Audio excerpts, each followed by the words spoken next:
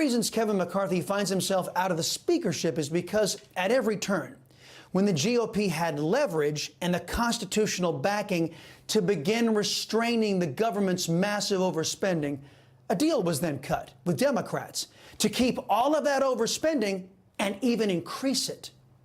Also, instead of the GOP being disciplined, staying in Washington to do what Democrats have shown they are too immature to do, pass 12 appropriations bills by the summertime, the GOP fell short, instead opting to go on vacation before completing the job they had all campaigned to do. Has our corrupt government given up on defusing America's debt bomb? That's the question we ask in today's preamble. America's debt is out of control and is an existential threat to our country. It's beyond debate. It is a fact. In less than 10 years, current projections put our debt at $50 trillion. Some projections are even more pessimistic, predicting that America won't find a majority of grown-ups to populate Washington in time to prevent a catastrophic economic collapse. Economists like Stephen Moore have been sounding the alarm about rising interest rates, a debt that is 3 times the U.S. GDP, and an interest payment on that debt that will steal money away from essential and constitutional government activities like defense, law enforcement, fully functioning courts. Moore writing the following, quote, "But we aren't doing that. We're borrowing to pay people not to work. We're borrowing to finance windmills, Teslas, and reparation payments to other nations, and to pour money into our failing schools and Obamacare subsidies that go to Americans making $500,000.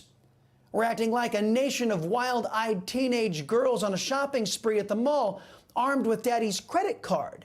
At some point soon, we're going to have to start paying our bills, or this debt time bomb is going to implode. It won't be pretty," end quote. No, it won't be. So Democrats and Republicans keep overspending because we can't shut down our diversity, inclusion, equity government. We can't shut down the woke, racist, divisive policies ruining that government and military. We can't defund the religious bigots in the FBI who are now targeting Americans because of their choice for president. We can't defund a corrupt DOJ that has instituted unfairness by looking the other way when Democrats break our laws and having aided in fabricating charges against certain Republicans. What was the GOP's excuse for going along to get along on the continuing resolution fight? Well, they didn't want to be blamed for shutting down our unworthy government. But would have Americans blamed the Republicans for that? I think this one was a bit of a surprise to me, given, I think, what the conventional wisdom is. So there have been a number of polls on this. So who would you mainly blame for a government shutdown?